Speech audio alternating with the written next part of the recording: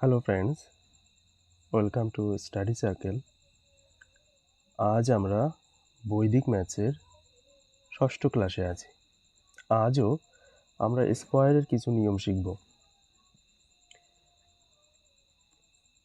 তো আমাদের বিষয়বস্তুতে যাওয়া যাক। এখানে দেখতে পাচ্ছ কয়েকটি বিশেষ সংখ্যার বর্গ করার নিয়ম, 3 দিয়ে গঠিত সংখ্যার বর্গফল।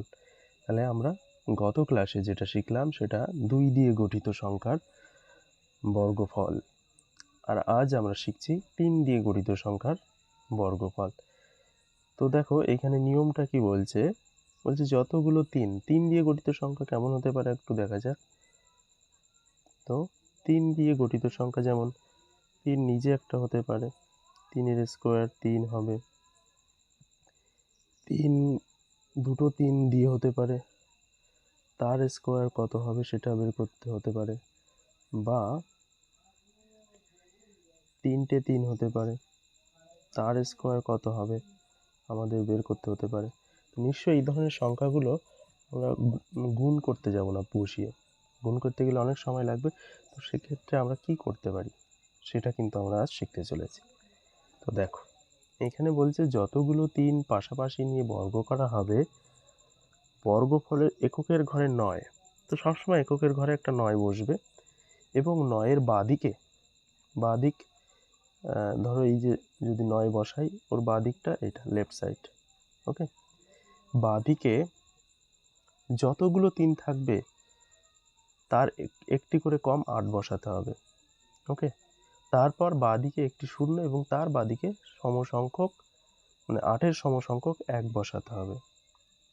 তো বিষয়টা একটু দেখা যাক। আমরা একটা নতুন পেজ নিই। এখানে আমরা প্রথমে সব থেকে ছোট যে আছে দুটো 3 তার বর্গ খোঁজার চেষ্টা করি। তো আমাদের নিয়মে যেটা আছে যে বলছে যতগুলো 3 নিয়ে পাশাপাশি বর্গ করা হবে বর্গফলে এককের ঘরে 9 বসাতে হবে। একটু দূরেই বসাই, এককের ঘরে আমরা এখানে 9টা বসালাম এবং 9 বসানোর পরে যেটা করতে হবে 9-এর বাঁ দিকটায় যতগুলো 3 আছে তার থেকে একটা কম 8 বসাবো। তাহলে বাঁ দিকেই একটা 8 বসালাম, হলো। তারপরে যেটা আমাদের করতে হবে সেটা হচ্ছে বাঁ দিকে একটি শূন্য, তাহলে বাঁদিকে আরও একটা শূন্য বসালাম, শূন্য, এবং তার বাঁদিকে 8-এর সমসংখ্যক 8 আমাদের একটা আছে 1 বসাবো। ব্যাস, এটা কিন্তু আমাদের বর্গ হয়ে গেল। তাহলে সবসময় কি বসবে এককের ঘরে 9। এবার এখানে যতগুলো 3 আছে, দেখো দুটো 3 আছে, তার জন্য 8 বসবে, কিন্তু যতগুলো 3 আছে তার থেকে একটা কম 8 বসবে। তাহলে এখানে দুটো 3 আছে, আমরা একটা 8 বসিয়ে দিলাম, মানে 9-এর বাঁদিকে 8ই বসবে, তো আমরা একটা 8 বসিয়ে দিলাম। তার বাঁদিকে একটা শূন্য, সবসময় একটা শূন্য বসবে, আর শূন্যের আরও বাঁদিকে এই 8-এর সমসংখ্যক 1 বসাতে হবে। তো আমরা একটু এটা বোঝার জন্য আমরা একটু গুণ করে দেখতে পারি যে দুটো 33 গুণ করলে আমরা সবসময় ওই সংখ্যাটা পাবো কিনা। তো দেখো 3 × 9, 3 × 9 গুণ আবার এখানে 9, 9, 9 বসলো, 9 9 18, 8 হাতে আমার 1 থাকছে, 9 1 10। এই দেখো হয়ে যাচ্ছে বিষয়টা। তাহলে 1089, দেখো আমাদের 1089 বেরিয়েছিল। আরেকটা ধরি আমরা, যদি 3 3 ধরি, 3 3, এই সংখ্যাটা যখন আমরা গুণ করছি না তখন একটা বিশেষভাবে খেয়াল করলে দেখতে পাবে কেন এই সূত্রটা বসেছে, তার কিছু ক্লু ওখানে পাবে।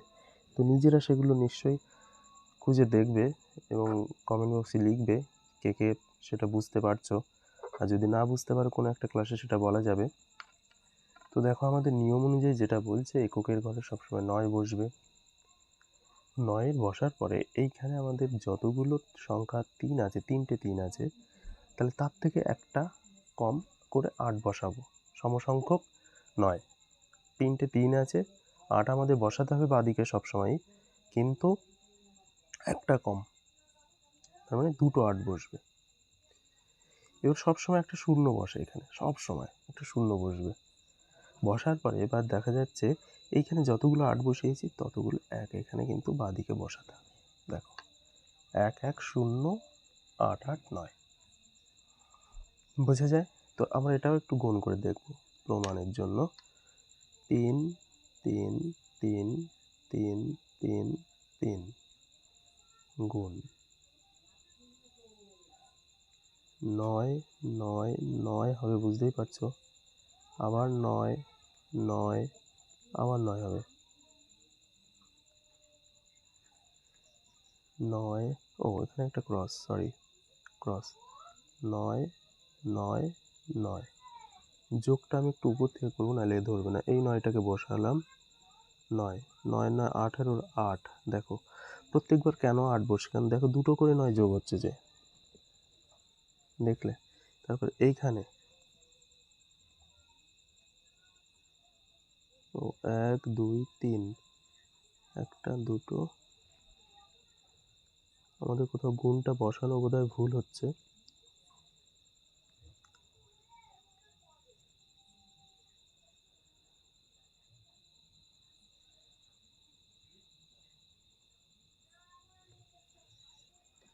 আচ্ছা, তাহলে আমরা এই 9টা বসালাম, 9-এর পরে 9 9 18 8 হাতে আমাদের 1 হয়েছে।